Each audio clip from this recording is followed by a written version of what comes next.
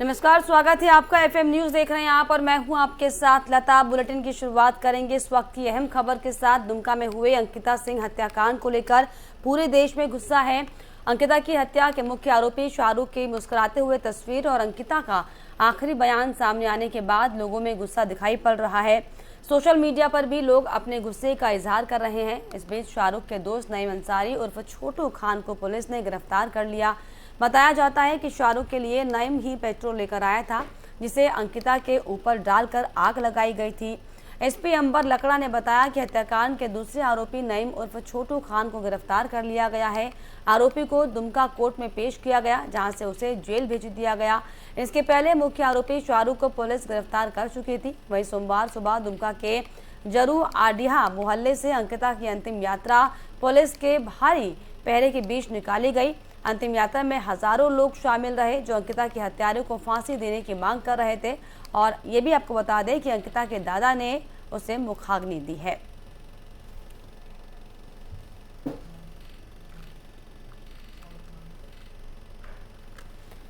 तो दो तस्वीरें आपके सामने हैं। अंकिता को मुखाग्नि दी गई है। शांत हो चित्कार, लेकिन न्याय के लिए पुकार लगातार बनी हुई है। और इसमें सबसे ज़्यादा शर्मनाक ये है कि सरकार जो है वो 5 दिन बाद जागी। जिस तरीके से पूरा वाकया हुआ, अंकिता का अस्पताल में इलाज कराया गया। हालांकि ये भी सवाल खड़े हो रहे हैं कि हो सकता था कि अगर अंकिता का इलाज अच्छे से अस्पताल में किया जाता तो हो सकता था कि अंकिता की जान बच पाती। लेकिन देखिए किस तरीके से लापरवाही का शिकार अंकिता हो गई, किस तरीके से सरफरे आशिक ने इस कदर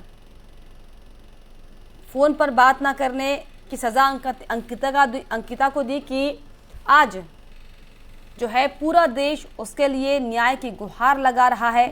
बेटी करा रही है, लेकिन अपराधी जो है वो मुस्कुराते हुए जा रहे हैं।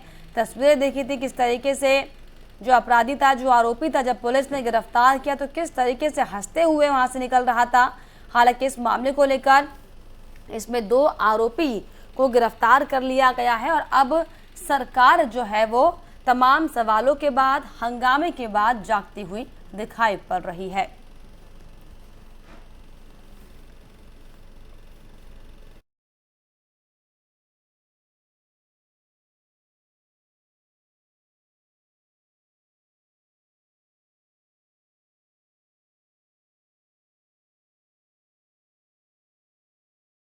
जरवाडी से रहने वाले हैं और एक लड़का हमको फ़ोन करके धमकी दिया।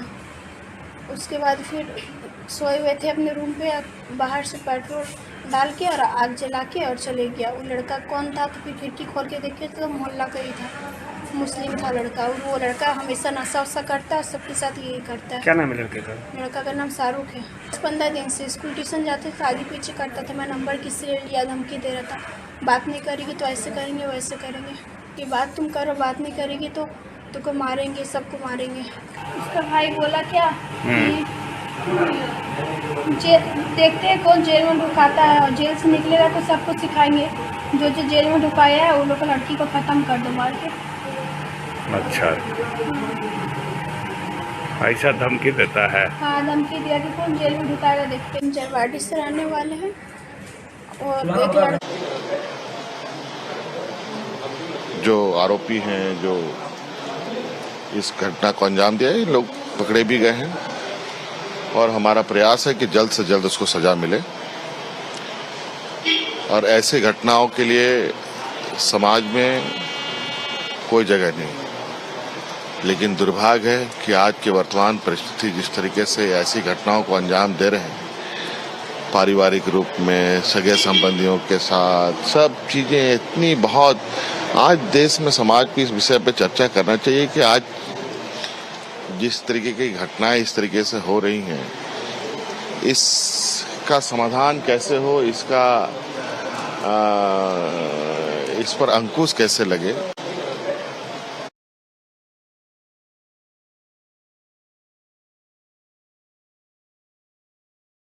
वहीं दुमका में हुई हैवानियत की घटना पर एआईएमआईएम सांसद असदुद्दीन ओवैसी ने अपनी प्रतिक्रिया दी है। उन्होंने कहा कि गुनहगार को सख्त से सख्त सजा मिलनी चाहिए। जो दुमका में जो हरकत हुई है वो काबिल मजम्मत है, कंडेमनेबल है। और वो हैवानियत की एक मिसाल पेश करता है कि एक नौजवान ने एक बच्ची को ज़िंदा जला दिया है। तो जितना भी उसका कंडेम किया जाए कम है, और मैं उसको पूरे सख्त अल्फाज में उसका ना सिर्फ कंडेम करता हूँ बल्कि झारखंड की सरकार से ये मुतालबा भी करता हूँ कि उस केस को अच्छी तरह से डील करे और अगर हो सके तो एक कोर्ट को डेजिग्नेट करवाए और वहाँ पर ये केस चलाया जाए और उसको सख्त से सख्त सजा दिलाए कानून के तहत। सर आपने 15 दिन में फांसी मांग ली। बीजेपी ये कह रही है कि फास्ट ट्रैक कोर्ट में इसको चलाए और 15 दिन के अंदर उस अभियुक्त को फांसी दिलाए। तो ठीक है, हम भी डिमांड कर रहे हैं कि एक स्पेशल कोर्ट बनाया जाए और क़ानून के तहत उस पर केस चलाया जाए, केस को मजबूती से लड़ाया जाए और जो सख्त से सख्त सज़ा हमारे इंडियन पीनल कोड में है वो उनको उस शख्स को मिलनी चाहिए। काबिल यानी जस्टिफाइबल से छोड़िए, ये तो हैवानियत है। ये जो वहीं कांग्रेस अध्यक्ष कौन होगा, इसको लेकर लगातार सवाल बना हुआ है। इसी बीच वरिष्ठ कांग्रेस नेता शशि थरूर कांग्रेस अध्यक्ष के पद पर चुनाव लड़ने की संभावनाएं तलाश रहे हैं। हालांकि अभी उन्होंने इस पर अंतिम फैसला नहीं किया है। सूत्रों ने जानकारी दी है। सूत्रों ने बताया कि थरूर ने अभी अपना मन नहीं बनाया है, लेकिन वो जल्द ही इस पर निर्णय कर सकते हैं। शशि थरूर ने इस पर टिप्पणी करने से हालांकि इनकार कर दिया कि वो इस मुकाबले में शामिल होंगे या नहीं। उन्होंने मलयालम दैनिक अखबार मातृभूमि में दरअसल एक लेख लिखा था जिसमें उन्होंने स्वतंत्र एवं निष्पक्ष चुनाव कराने का आह्वान किया है। इस लेख में उन्होंने कहा कि कांग्रेस कार्य समिति यानी कि CWC की दर्जन भर सीटों के लिए भी पार्टी को चुनाव की घोषणा करनी चाहिए। कांग्रेस अध्यक्ष सोनिया गांधी को 2020 में पत्र लिखकर संगठनात्मक सुधारों की मांग करने वाले 23 नेताओं के समूह में शामिल रहे थरूर ने कहा कि AICC और PCC प्रतिनिधियों से के लिए पार्टी के सदस्यों को यह फैसला लेने देने की इन अहम पदों पर पार्टी का नेतृत्व कौन करेगा, इससे आने वाले नेताओं के समूह को वैध बनाने और पार्टी का नेतृत्व करने के लिए उन्हें विश्वसनीय जनादेश देने में मदद मिलेगी।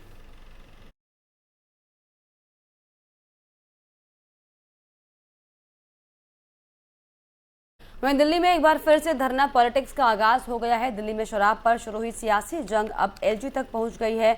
उपराज्यपाल के खिलाफ जांच की मांग को लेकर आज आपको बताएं कि आम आदमी पार्टी के विधायक हालांकि रात भर विधानसभा में धरने पर बैठ गए। वहीं बीजेपी विधायकों का भी धरना विधानसभा में जारी रहा। दोनों पार्टियां विधानसभा परिसर के बाहर रात भर अपनी मांगों के समर्थन में जुटी रही। आम आदमी पार्टी के विधायक ढोल की थाप पर रघुपति राघव राजाराम गीत गाते रहे, जबकि बीजेपी वाले केजरीवाल सरकार के खिलाफ नारे लिखे पोस्टर लेकर अपनी आवाज बुलंद करते नजर आए हैं।